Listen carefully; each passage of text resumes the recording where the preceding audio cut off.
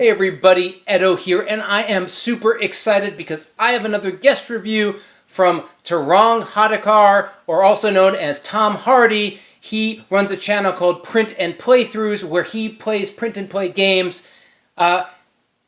This guy's a funny guy. He's reviewing Mage Knight, which is a fantastic game. Check it out. Hi, I'm Tarang, or some of you might know me as Tom. And today I'm going to be introducing to you a game that was brought in 2011 by WizKids Games, and it was one of WizKids' first games. I think it was one of the WizKids' first games, and it was designed by Vlaada Chvátil and became one of the best games of the year. And I'm talking about Mage Knight, the board game. Now, this game is ranked, I think, number 7 on the BGG rankings. It's for 1 to 4 players. It plays in about, it depends on the scenario, but it plays in about 3 to 5 hours. And, well, it's for ages 14 and up. So let's take a look at how it plays, and then I'll tell you why I like it.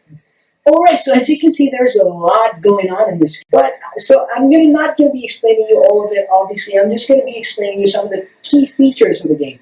Now, you're going to be starting on one of these, this tile. This is only going to be one tile that you're going to be starting on. And everyone gets these cool characters. This is the Draconum, and this is Tovak. And everyone has their backstories, and you start on these tiles. And after you move to another tile, there's this random deck, and you draw a tile from this deck, and you place it, matching the corners of these tiles, and you place it. And when you place it, there are going to be certain places this is a keep. This is a mansion, I think. So yeah, this is a mage tower. So you're going to be placing these tokens on them, and these are basically enemy tokens, which tell you which enemies you fight when you move to an adjacent space. And then sometimes you're also going to get cities. What you're going to be doing, the cities are really hard, and you're going to be, when you fight the cities, you're going to get a lot of points. So the way to win this game in a cooperative game is to defeat the maximum number of cities, and also in a solo game. But if you're playing player versus player, then you have to kill the most number of monsters and go ahead and be the first to reach, to have the most fame in this fame tribe, which is kind of like a victory point. Every turn, you're going to be drawing as many number of these action cards as your hand limit. So I'm going to draw 5 action cards. And as you can see, these action cards have 2 different actions on them, and you can do all sorts of things. Like you can move to or attack. You can gain another crystal. You can fight. But these have a weaker ability and a stronger ability on them, if you can see.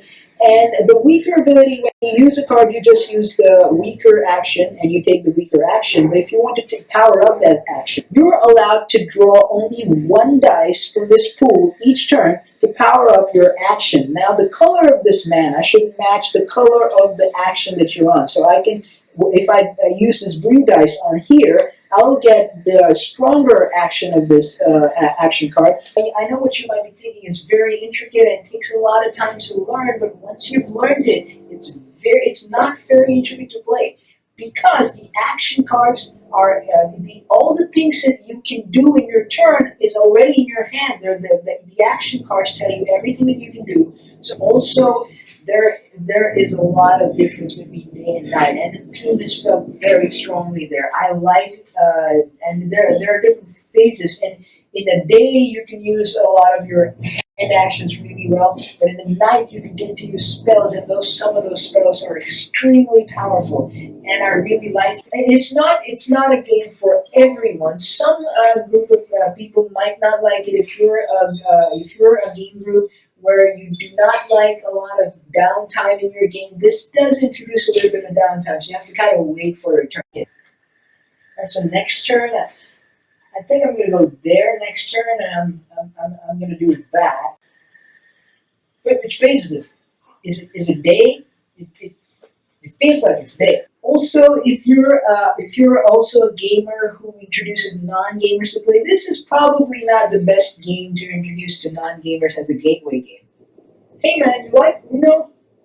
Oh, awesome! I have this game. It's just like Uno. It's called Mage Knight. You're gonna love it. Having said all that, it's still immensely thematic. If you want, it takes a lot of time. I admit it. It takes about 4 to 5 hours. You want to have a nice, real, slot in the day set out for this. But once you get this out, you're going to be going in a thematic experience of this fantasy world, and you're going to be really getting into the characters, and you're going to be feeling like you're there. You cannot run away from my sword.